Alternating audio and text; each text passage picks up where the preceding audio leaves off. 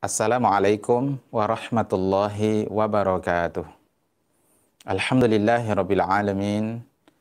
Wassalatu wassalamu ala asyrafil anbiya'i wal mursalin wa ala alihi wa ashabihi wa man tabi'ahum bi ihsanin ila yaumiddin.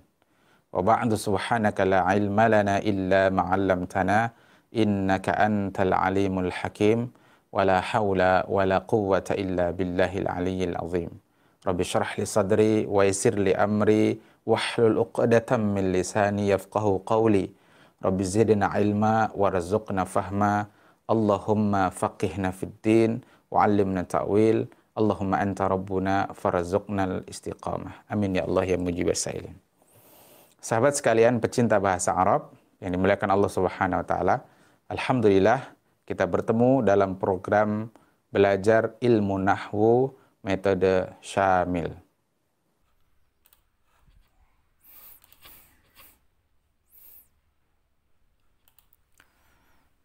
Sahabat sekalian pecinta bahasa Arab yang dimuliakan Allah Subhanahu wa taala. Masih dalam program Binmil, belajar ilmu nahwu metode syamil. Dan kita masih membahas tentang kedudukan yang menyebabkan marfu'nya isim. Pada kesempatan kali ini kita akan membahas khobar inna. Apa itu khobar inna? Khobar inna, ya, inna dan saudari-saudarinya merupakan huruf yang masuk pada susunan mubtada dan khobar mubtada. Ya, dia mirip dengan kana. Dia masuk di susunan kalimat mubtada dan khobar mubtada. Akibatnya, ya, inna ini menasobkan mubtada. Jadi mubtada yang asalnya marfu menjadi mansub nanti. Dan dia merofakkan khobar. Jadi kalau di sini tetap dia khobar mubtadanya begitu kemasukan inna tetap marfu. Karena itulah tema kajian kita adalah khobar inna, ya, fokusnya pada khobar inna. Nah, mubtada yang telah dimasuki inna nanti namanya disebut isim inna. Jadi berubah nama menjadi isim inna. Nah, isim inna sebenarnya masuk dalam pembahasan isim-isim yang mansub. Nanti akan kita bahas. Tapi di sini kita include-kan, ya, kita bahas juga supaya efisien waktunya. Cara praktis menentukan isim inna adalah dengan cara mencari mubtada'nya sebelum dimasuki inna. Kemudian khobar mubtada yang telah dimasuki inna dia disebut khobar inna. Dan khobar inna ini marfu. Cara praktis mencari khobar inna adalah dengan mencari khobar mubtada sebelum kemasukan inna. Nah, ada satu hal yang perlu saya sampaikan. Jika kana itu, ya, dia merofakkan mubtada dan menasabkan khobar, sebaliknya inna ini menasabkan mubtada dan merofakkan khobar. Jadi inna itu merupakan kebalikan dari kana, ya, atau kana kebalikan dari inna. Nah, karena kana duluan berarti inna yang kebalikan dari kana. Baik, kita lihat contohnya. Ini adalah contoh mubtada dan khobar mubtada. Allahu alimun. Allahu mubtada, alimun khobar mubtada. Contoh kedua, Muhammadun Rasulullahi.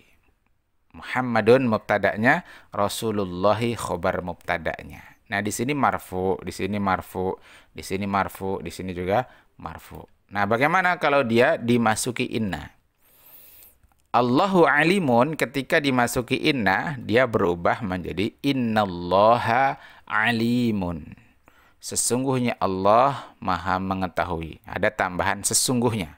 Kalau di sini terjemahannya Allah Maha mengetahui, begitu saja. Di sini ada penguatan, penegasan bahwa Allah itu Maha mengetahui. Apa fungsinya? Nanti dalam ilmu balaghah, fungsinya adalah untuk menolak, ya, menjawab orang-orang yang mengingkari bahwa Allah itu Maha mengetahui. Nah, lafaz Allah yang asalnya mubtada begitu kemasukan inna, ini kemudian menjadi isim inna. Dan dia mansub di sini, mansub dengan tanda fathah. Sedangkan alimun tadi disebut khobar mubtada, sekarang di sini menjadi khobar inna. Ya, menjadi khobar inna dan dia tetap rofa dengan tanda dhammah di sini. Muhammadur Rasulullah, jika kemasukan inna menjadi inna Muhammadar Rasulullah. Jadi Muhammadan di sini dia isim inna. Di sini asalnya mubtada dia. Marfu dengan tanda dhammah. Tapi karena kemasukan inna dia menjadi isim inna dan i'rabnya berubah menjadi mansub dengan tanda fathah. Kenapa? Karena Muhammad itu isim mufrad. Mufrad ketika mansub maka tandanya adalah fathah. Kemudian Rasulullah di sini tetap ya khobar mubtada Rasulullah, hanya saja namanya berubah menjadi khobar inna Rasulullah. Jadi yang dicermati itu rasulunya ya, kata pertamanya ini, karena ini kata majmuk. Adapun lafaz Allah ini nanti dia selalu majrur memang ya, selalu majrur. Isim kedua pada kata majmuk itu i'rabnya selalu majrur, pasti selalu majrur. Nanti yang berubah-ubah itu hanya kata pertama pada kata majmuk. Nah, dalam hal ini rasulu. Rasulu di sini marfu dengan tanda dhammah. Nah, inilah gambaran tentang isim inna dan khobar inna. Nah, sebagaimana karena inna ini juga memiliki saudari-saudari. Nah, saudari inna yang pertama adalah anna, artinya sama ya sesungguhnya. Contohnya wa'lamu annan nasra ma'as sabri. Dan ketahuilah oleh kalian bahwasanya sesungguhnya pertolongan itu bersama kesabaran. Nah, an-nasra di sini isim anna. Mansub dia dengan tanda fathah. Mana khobar annanya? Khobar annanya ma'as sabri. Ya, dia termasuk semi kalimat. Ingat, sebagaimana khobar mubtada, ya, khobar mubtada itu bisa berupa semi kalimat. Dan di antara semi kalimat itu adalah berupa keterangan waktu atau tempat. Nah, di sini ma'a adalah keterangan waktu, ya, ma'a bersamaan. Sesungguhnya pertolongan itu bersama kesabaran. Jadi kalau orang sabar, maka kemenangan akan menyertainya. Kemudian saudari inna yang lain adalah laita. Ya, laita. Artinya seandainya. Tapi berat untuk diwujudkan, bahkan mustahil. Misalkan dalam Al-Quran, ya laitani kuntu turoba. Seandainya kami jadi debu saja gitu. Nggak disiksa di neraka. Nah, di sini contohnya laitan natijata hasanatun. Seandainya nilainya bagus. Nah, di sini an-natijata ini isim laita. Mansub dia dengan tanda fathah. Hasanatun ini khobar laita. Marfu dengan tanda dhammah. Kemudian saudara inna adalah ka'anna. Ya, bukan kana, tapi ka'anna. Artinya seperti, seolah-olah. Ka'anna Umara asadun. Ya, Umar seperti singa, keberaniannya. Nah, jadi Umara di sini adalah isim ka'anna, mansub dia dengan tanda fathah. Umar itu termasuk isim ghairu munsharif. Ya, jurus 2-nya dia ghairu munsharif. Jurus 3-nya dia isim ka'anna. Jurus 4-nya berarti dia mansub. Nah, isim ghairu munsharif ketika mansub tandanya lihat tabel fathah, ya, dia tandanya fathah. Sedangkan asadun ini ya jurus 2-nya mufrad. Jurus 2-nya mufrad. Jurus 3-nya dia khobar ka'anna. Khobar ka'anna. Jurus 4-nya karena dia khobar ka'anna berarti dia marfu. Nah, mufrad marfu tandanya apa? Dhammah. Jadi jurus 5-nya tandanya dhammah. Nah, begitu cara mengoperasionalkan jurus 2 sampai 5. Kemudian saudara kana yang lain adalah lakinna, artinya akan tetapi. Lakinna afdalal jihadi hajjun mabrurun. Akan tetapi seutama-utama jihad itu adalah haji yang mabrur. Nah, afdala di sini adalah isim lakinna. Karena isim lakinna maka dia mansub. Mansubnya tandanya fathah.